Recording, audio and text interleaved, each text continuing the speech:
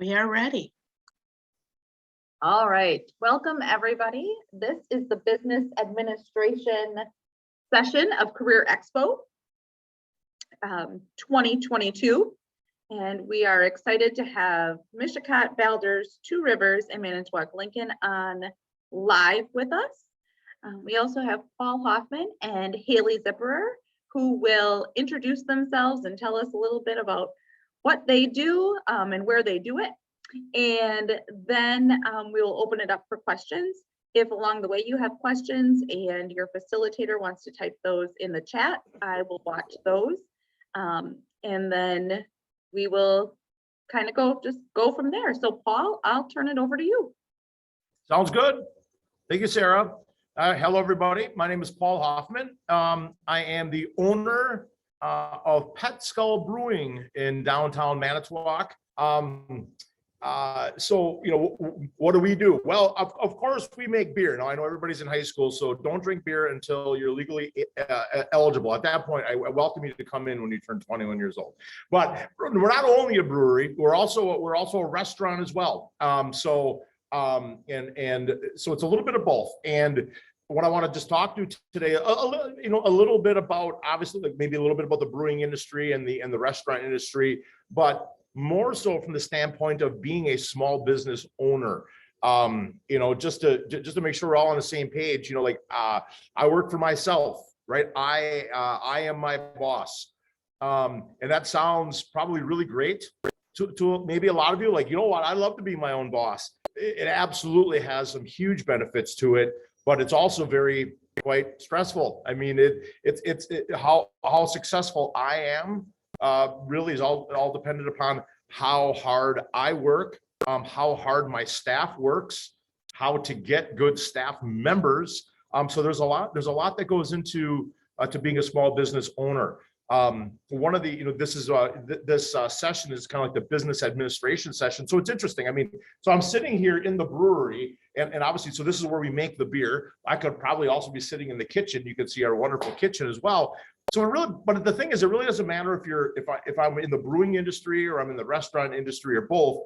Running a small business, no matter what it is you do, has a lot of commonalities amongst the board. So there's a lot of different hats I have to wear as a small business owner that have nothing to do with making beer or making food or even necessarily serving customers. I mean, every morning after I get up, I get some coffee.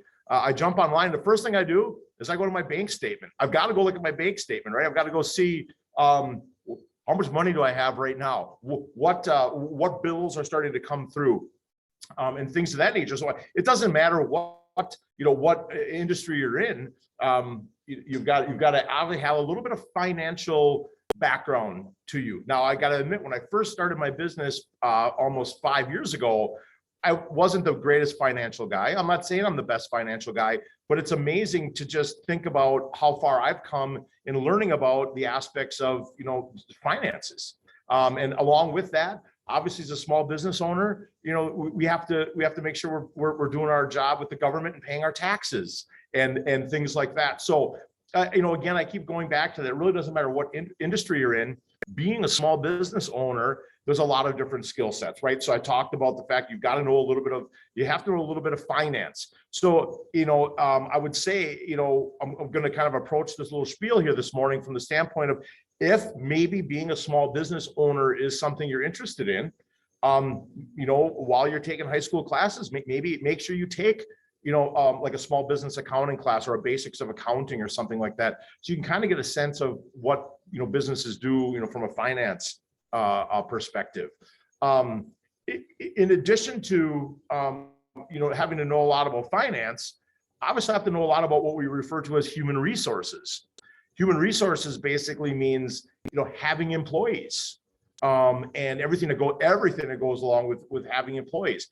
That starts with, creating job postings. So like when I need to hire people to do things, whether it's, here in the brewery, or maybe it's in the kitchen, or it's being a waiter or a waitress or a bartender, I've got to write a job description. I then have to go through all of those applications that I get to determine, is this person maybe a good fit or not? And then start to figure out, okay, who do I want to bring in and interview? Who do I want to talk to in the interview process? And then obviously you can, when you talk about the interview process, well, what kind of questions are you going to ask? What kind of things do you want to know? We want to try to make our people feel as comfortable as possible when they come in. So it's, I can really get a true sense of who they are and what they're all about. And then obviously when we find people that we really like and we want to make them a job offer, it's a matter of, coming to an agreement on pay and salary, but also like benefits, right? Are we offering health insurance to these folks and dental insurance? Are we doing some contributions to their retirement fund? So so I'm also kind of a human resources person as well. So not only am I a finance person, I'm kind of a human resources person as well. Then how am I going to make money if I don't sell my product, whether that's beer or bring people into the restaurant? How do I make money? So I have to somehow let people know about my business. And we call that marketing, right? So marketing is the concept of, how do I promote this place? We talk about promotion, like how do I let people know? So like for me here at PetSkull, one of the biggest things that we do from a marketing perspective is we have a pretty big Facebook presence. Okay, so social media is huge for us. And not only Facebook, obviously, but Instagram we use fairly frequently, and we also have a YouTube channel where we try to create a lot of video content to do promotion. So when it comes to marketing, that industry, it's that creative way of trying to figure out what are my potential customers going to want to hear, what's going to get them excited to come here and to buy my product. So a lot of that is getting my head into my customer's head to figure out how do I get them excited about wanting anything to do with PetSkull Brewing stuff, right? So I mean, and those are just kind of three small things: the finance, the human resources, the marketing. And so as you can hear, I haven't even talked at all about the physical act of brewing beer or making food, which is actually our core industry, like we talk about it. So whatever small business you're going to be getting into, you're going to have that focus. So for example, for us in the brewing industry, of course, there's a fair amount of science that goes into it. There's a fair amount of chemistry, because what we're doing is we're taking raw ingredients, like we're taking grain, malted grain, combining that with water. We're combining that with hops and yeast, and those four main ingredients come together, and we make fermented malt beverages called beer. And so that's something really specific to us in our industry, is this concept of science, and that's what we do. When we look at the kitchen, obviously there's a lot of science that goes in with that, but also creativity.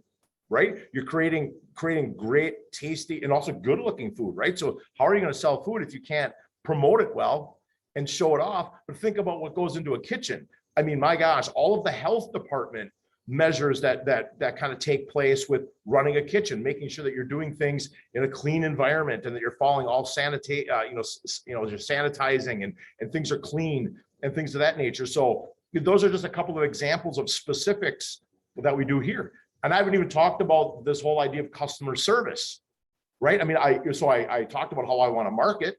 I want to bring customers in the door, and I have to figure out how do I get them in the door. But once they're here, I want them to have a good experience, and I want them to come back. So now we talk about customer service. So I work a lot with my staff on creating an environment where our customers are being treated with respect.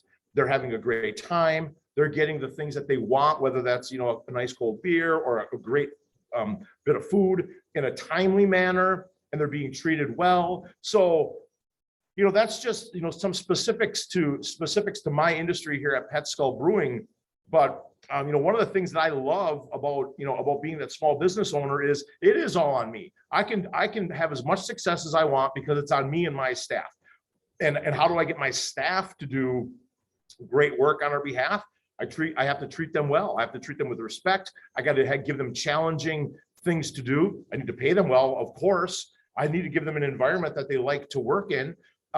So, the small business world is very cool. It's very challenging. It's if you're working for somebody, you do have that benefit of knowing, hey, if the business didn't really do all that well this week, I still get paid.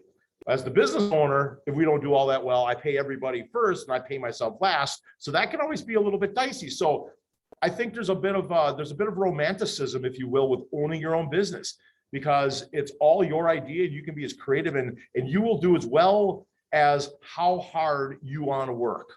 I think running a small business is also neat because the things that I do here on a daily basis, all that stuff I talk about, the finance, and the marketing and the human resources, brewing beer and the science that goes into that, and all of the customer service that we do. I went to college, but I didn't go to college for any of that stuff. I went to college for IT. I was an IT guy. I was a computer programmer. I was a web developer. I mean, I do some of that stuff here, and obviously I think some of those skills help me out. But my point here is, and sometimes this isn't really popular, but don't always think that, you know, college is the thing to do for everybody right away. Okay. I went to college 5 or 6 years after I graduated, got a great IT job. But to be quite honest, my job here in running this business really had nothing to do necessarily with going to college. I learned a lot, and I guarantee you I applied a lot of that stuff here. But the point is, don't ever feel like, well, the pressure's on, I'm graduating high school, I've got to go to college. I mean, not necessarily. Take your time. Think about it. Work in a lot of different industries, have a lot of different part-time jobs to try to figure out what it is you like to do before you maybe make a big investment in going off to college. And remember, everybody, when we talk college, we don't always mean 4-year schools. We've got trade schools in the area. We've got Lakeshore Technical College, right? For you can get 2-year degrees. We've got Northeast Wisconsin Technical College up in Green Bay. That's close by as well for some of our district folks. So there's a lot of different opportunities. Don't feel like, my gosh, I've got to do what everybody says and go to college. There's the military, right? There's running a small business. There's a lot of opportunities. I would just close with this. Experience as much as you can. You guys are all young. You're still in high school yet. Experience as much as you can and see what it is you want to do. I know very few people that had it all figured out when they were 16, 17, 18 years old. Okay. Experience a lot. You know, open your eyes to everything that's going around you, see what it is you like to do. I'm 50 years old, and I think I finally figured it out. So it took me a while. So with that, I'm going to kind of wrap up my part of the presentation, and I'll take some questions if anybody's got them. I'll see if I have any answers. Thanks, Paul. There's something, oh, that's a different type of question. Any question from here? I don't have any questions on my end. I'll watch the chat for just a second to see if any of the other schools come up with. Sure. Not seeing anything. That's because I answered everything. I was so thorough. Everybody knows everything right now. They do. They're all ready to open their own business. Oh, Perhaps cool. something in finance, like CLA, that I believe started as a single business off the ground and personal business and got up and running. So I'll turn it over to Haley and she can tell us about CLA and what she does there. Hi, everybody. Hopefully you can hear me. Please tell me if you can't. So my name is Haley Zipper. I work at CLA, which is a public accounting firm. So I am a CPA, which means that I took some really hard tests to say that I got certified as an accountant and I'm able to help people. So really what we do at CLA is help other businesses and a lot of small businesses. So kind of what Paul was talking about, that as a business owner, you have to know all of these different things about having a business that aren't necessarily part of what you really want to do. So that's where CLA comes in, and other public accounting firms. We actually help other businesses with their accounting and finance and payroll and marketing and all that stuff that Paul was talking about, so that business owners are really able to focus on their business. And that's not to say that exactly what Paul was saying. If you own a business, you should know at least a little bit about your finance and all that stuff, so you can, you know, if you're making money and you're doing a good job. So, but we're there to help businesses with all these different things. So there's many different areas of accounting, actually. So the general idea of accounting is keeping track of the numbers, right? So a lot of times people ask, you know, are you really good at math? You really love math? And I did, but there actually are some accountants, believe it or not, that didn't really like math. And part of it is, you know, we use our computers every day. So we use calculators and Excel and all these different computer programs that really help us to do our job. So I would say, I mean, that's like a typical day for us is we come in and we work on our computers in the different softwares. And it depends, you know, every day is a little bit different for public accounting because it depends on the client that we're helping. It depends on the business we're working in. And it depends on what we're helping them with. So what I mainly do, I work in tax. So I help businesses prepare their tax returns, and there's a lot of different kinds of tax returns out there. There's like your income tax, and we help people too with their tax returns, personal tax returns and stuff like that. So we've got the income tax returns, property tax returns, payroll tax returns. There's tons of stuff that we're doing all year long. And our busy season is what we call it, is generally when we're working on all of the income tax returns that are due either in March or April of the year. So generally people have like right at the end of the year, it's from January 1st to December 31st that you make your money. And then we prepare the tax returns, and those returns are due to the IRS either March 15th or April 15th. The business returns are generally due March, and then the personal returns are due April. So if you make money and anybody has a job already, then you probably know you get a form at the end of the year, and that tells you how much you have to pay into the IRS, or that you already paid into the IRS, and you need to file a tax return.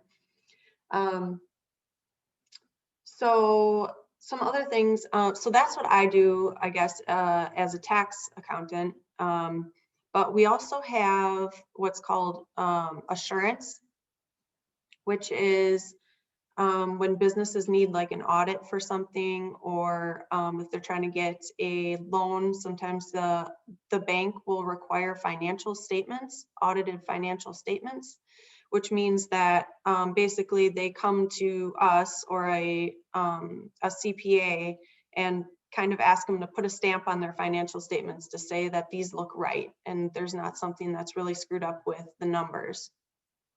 And that just helps the banks and whoever's looking at the financial statements to say, you know, the business says they're making this much money, then they probably are making that much money. We help them look at it, and we made sure that nothing looks wrong. So that's kind of the other area that we work on in public accounting. It's all about helping other businesses.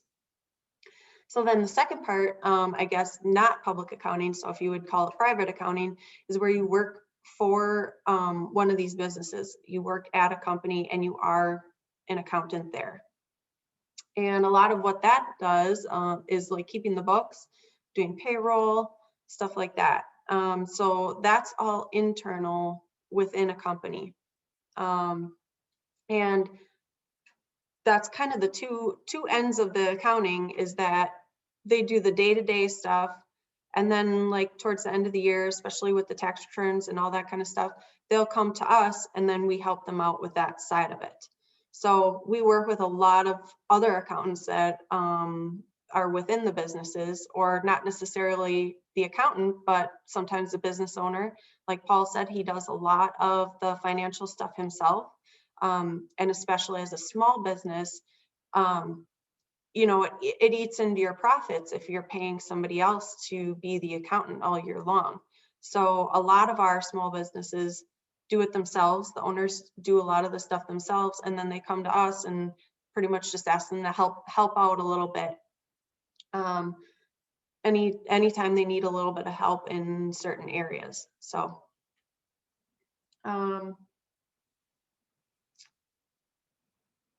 okay, I'll talk about education and training a little bit. So also, from what Paul said, there are different avenues as far as education and training, depending on what you want to do. So if you're a CPA like me, you have to go to school for about 5 years, to college for about 5 years. And then you have to take 4 exams after you graduate. And that's kind of like the high end of the education. That's a lot of work, and I'll tell you that, but it's rewarding. You know, generally the more school you go for, you get paid a little bit more. So, but then it depends on what you want to do. Working in a public accounting firm, they generally have more CPAs. And that's because we're working in the specialty areas like tax and auditing. But a lot of people, you can get a 2-year degree at any 2-year college, or even technical colleges, they have 2-year degrees. And a lot of times they'll 2-year degrees will help with excuse me, will help with like payroll, bookkeeping, generally stuff like that. Sometimes when you have a 4-year degree, you're working with more like at a management level, if you're working in private accounting. So there's actually a lot of different avenues, and you know, if you're interested in one area, or you kind of like accounting, or you kind of like math, that kind of a thing, you can choose the different areas that there's not necessarily one way to go or one path to go in accounting. So let's see.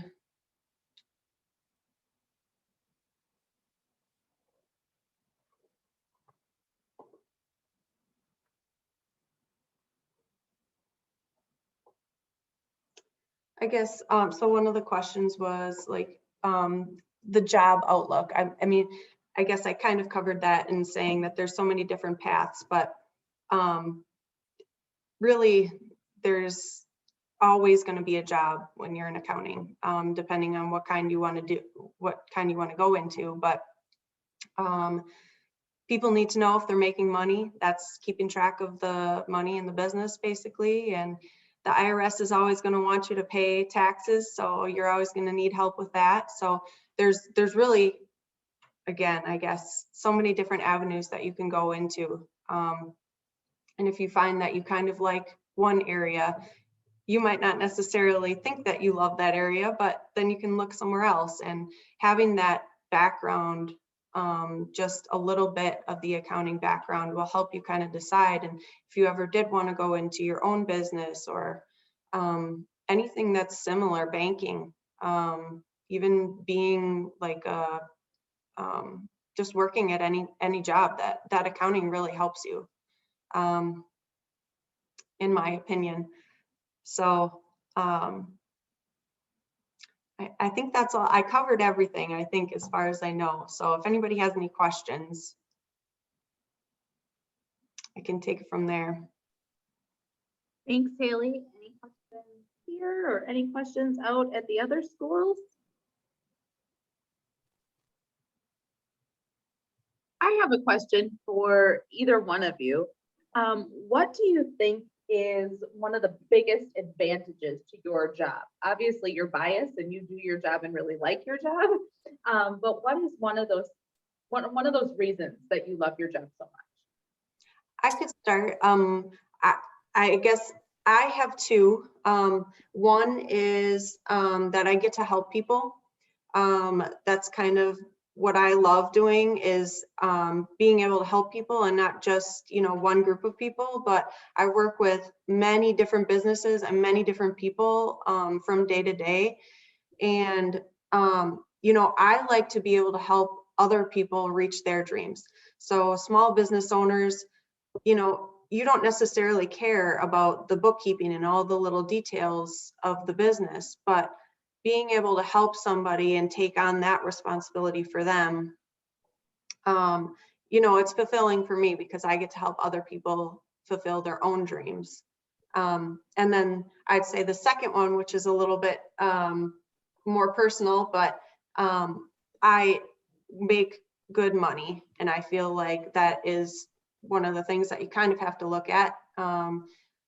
I like what I do, but I also make a good living at it. So those are my two, I guess, best advantages.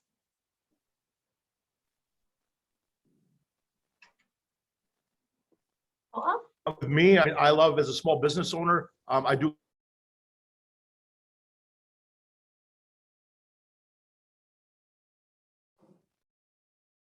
So I really enjoy that part of it. And then the second part is kind of like what Haley was talking about, loving to help customers and helping small business. I, as a brewery owner and restaurant and our tap room, I love promoting the community of Manitowoc. I love being a part of it, bringing people together, helping them build friendships, and making Manitowoc a great place to live and visit. So those are the things I really enjoy about it. Great, thank you both. Any other questions from anyone?